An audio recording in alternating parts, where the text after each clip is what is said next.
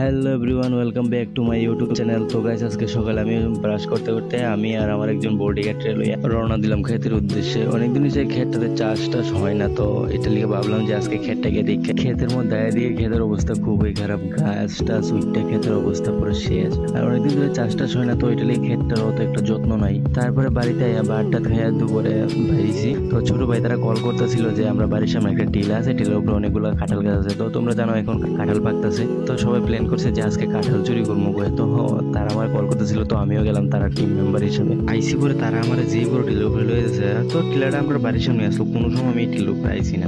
আগের দিন বৃষ্টি হয়েছিল, তো এটা লিগে অনেক পিছতে হয়েছিল, কয়বার যে বুঝছি হিসাব নেই। আর তারা এদিকে ফুল প্রিপারেশন গেঞ্জি টেঞ্জি বইটা ওখানে গাছ ওঠানো প্লেন। টিলার উপরে এসে আমরা হাত দিয়ে টিকনি দিয়ে চেক করতেছিলাম যে কাঁঠালগুলো পাকছে, যে কাঁঠালগুলো গাছের নিচে আসলো। আর এর মধ্যে আবার আরেকজন গাছের মধ্যে লাফতে উঠে গেছে। শুধু শুধু কষ্ট করে এত টিলার উপরে আইসি, সেটা একটা কাঁঠালও পাকতে পারছি না।